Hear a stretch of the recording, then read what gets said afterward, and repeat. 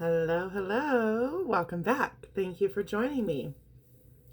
Today I wanted to share an experience I had with you having a past life regression. Not even fair really to call it a past life regression, although we did that. But a regression in general through the experience that my energy holds.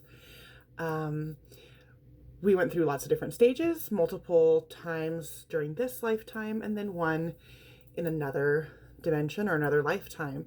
And I kept visiting a different dimension throughout the experience, and it was really incredible. So, I want to give you just a little bit of a taste. I honestly could talk about this for hours and hours and hours, but I know you don't want to hear that much. So, I'll try to keep it to the key points.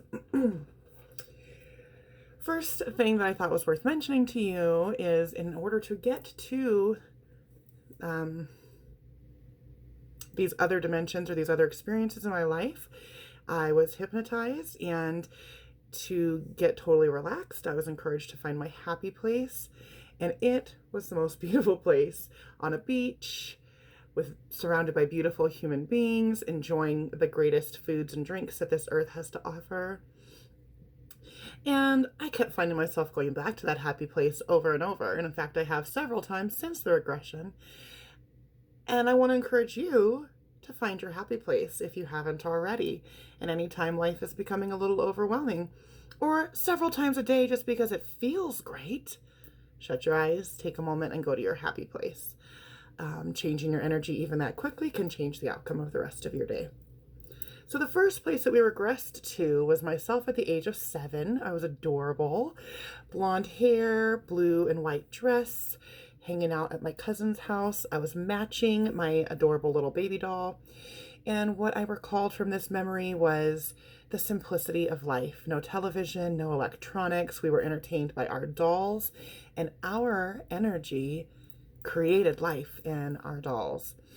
And I loved that. I thought it was simple and beautiful. And the lesson clearly from my 7-year-old self was to enjoy the simplicity of life, to get back to things not distracted by electronics. I heard distraction leads to depression. And I was reminded, or at the end of this visit, I saw the power going out kind of globally, and internet going out. And instead of being upset, I was so excited because it really, really changed the energy at which everybody lived. And we were living a much more simple, playful, connected life. I feel like all these internet connections really are disconnecting us in several ways. And that's what this 7-year-old self was showing me. And then I regressed to the age of 8 months old. I was beyond adorable with a little curly blonde bloop of hair, sitting on the floor in a nursery, holding on to a teddy bear that was about the same size as me. And I could see light shining down onto me and like radiating off of me like glitter. And it was beautiful. And I knew that my glitter shined onto literally everybody around me and got all over them and made them happy. And it was beautiful. And I felt that someone had lost their glitter or their shine in their life, and they had seen mine and they wanted to steal it. And I became scared, and I protected my glitter, and I trapped it inside of me. And I was hearing that little 8-month-old baby version of myself tell me that it's time to find my glitter again, and it's time to shine and let that beauty out. So here I go, doing that. Thank you, 8-month-old self, for that reminder. And after the 8-month-old self, I went to 12 weeks in the womb. And she asked me about how does my mom feel about the upcoming pregnancy. And at that time, she had just had my brother. I felt like she was overwhelmed and excited and anxious and a little bit scared. And I could totally relate to those feelings, as I had my first 2 boys 12 months apart. And when I was holding an infant in my hands and realizing I had my next baby in my tummy, I was a bit overwhelmed and anxious and excited and nauseous. I felt a divine connection with my mom, and it looked like a cord. And then that cord connected to my mom, and it connected to her mom, and it began to look like this cord was like a spider web connecting us all together. And all of a sudden, my mom begins wrapping me up in this spider web, and I'm scared, and I'm thinking, what on earth are you doing? Are you going to eat me? Like, what's happening? And she keeps telling me, no, I'm protecting you. I'm doing this to protect you.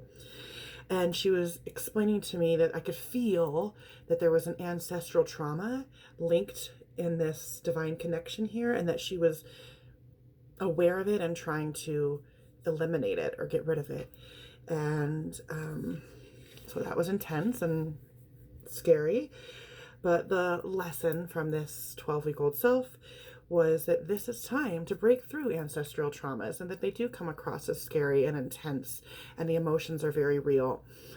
But this time we are breaking through those. We are eliminating it, letting go of those past traumas, and moving forward to something much more beautiful. So,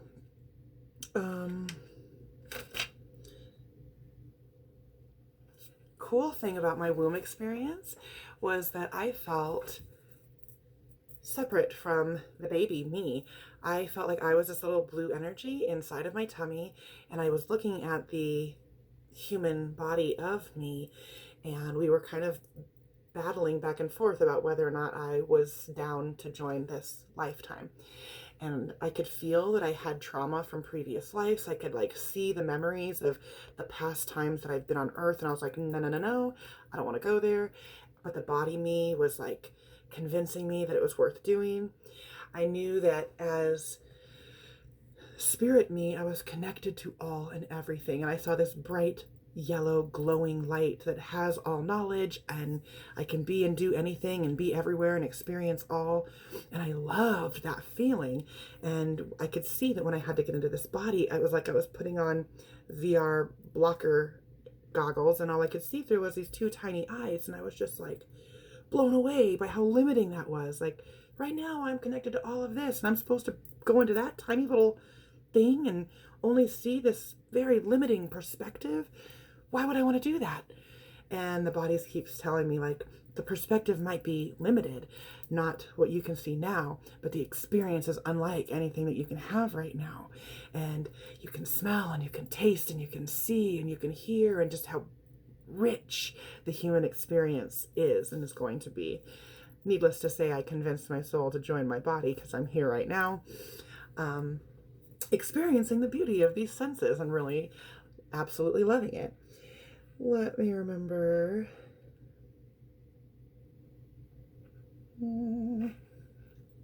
Oh, as I was leaving the womb experience, I said that I can feel that the challenges of this current life are going to deal with memories that I have from other experiences or other lives, other dimensions.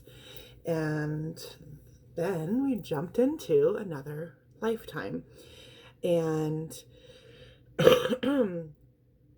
oh, actually, before I got into that lifetime, it was like I was outside of dimension, outside of time, in what you might call heaven or stars, etheric, anyways. And I was hanging out with some other really incredible human beings who I recognized from this lifetime. And it was clear that we have experienced countless lifetimes together. We are up here reminiscing about all of these lives and essentially agreeing that we're so grateful that we made it through the earth experience. And now we're out here enjoying all that is. And an alarm goes off, and we all realize that it is time to go back to the earth experience. There is this event that's going to happen that we are all needed for, and we're a little bit bummed to leave the beauty of all that is in this heaven-like experience, but we also like look at each other and cheers and agree that we're going to find each other back down there on earth, and we're going to remember this moment. We're looking forward to seeing each other again. I already know that some of these awesome people I have met again on this life path, and some I'm really looking forward to still meeting. So we rejoined the earth, and then I went to another life experience, and many would call it a past life. I even gave it a date of 710 AD, and I was in the setting of Egypt. I could see pyramids, I could feel the sand, and my name was Adama.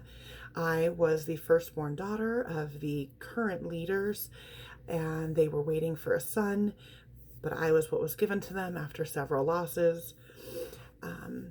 We experienced my mother and father at a river, like thanking the earth for the gift of me, and my father asking, but who will be the leader? You know, traditionally men have led, and he was planning on giving the leadership to his son, and he only had this daughter, and a massive raven, falcon, humongous bird came swooping down, placed a crown on my head, and made it very clear to my parents that I would be the next leader.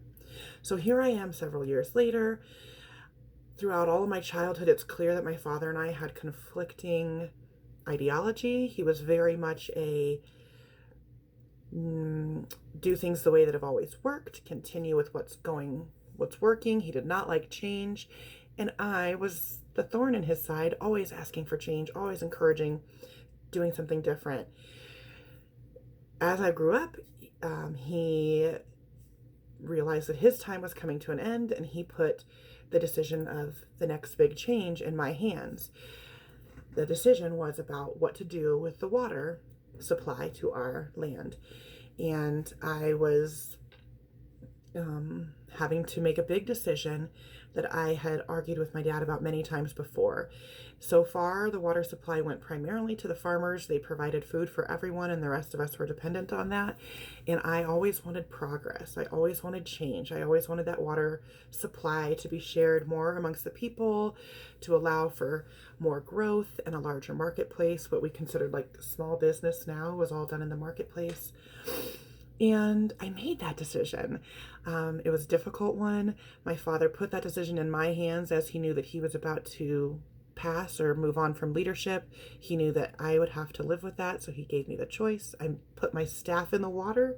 I separated the waters, and they went off to multiple different places where all of the people got to grow, got to share with it, and our city got bigger. I then moved to a later time in that life where I'm still Adama, that I have gray hair, and I am standing on a beach with the water tickling my toes, and I'm looking back on my life, and I'm so grateful for the decisions that I've made, and I'm blown away at the progress that has come in our city. And my city is now being run by my 18 sons, and they each have a unique and special and individual role. One oversees the water and where it all goes. One oversees the farmers. One sees the shepherds. One watches the marketplace. One is the speaker for all of those people. And she asked me to look a little deeper, and I found that the speaker of the 18 sons is represented by my current son, Giovanni, my oldest, who still has an amazing gift of listening to everybody around him, of transmitting that message in a beautiful and kind way. And my second son, Leonardo, was the leader of the marketplace, and he has endless energy and can never stop talking. And that was so needed and so useful and so beautifully used in that lifetime. And I was just so encouraged to see that my kids' unique giftings in this lifetime really do play out to be used in the most beautiful way. I feel like I covered my experience. It was amazing. Like I said, I could go into so much more detail because there really was a lot more detail, but I was trying to keep this video slightly short. If this interested you, if you want a past life regression as bad as I want to do another one, because I know there's so much more to remember and learn about, check out the information below this video. You'll be able to reach out to the woman who I did my regression with. It was an amazing experience. I encourage you to do it. And if you have any questions about it or want to hear more about it, feel free to add those into the comments, and I'd be more than happy to do maybe another video going into more detail.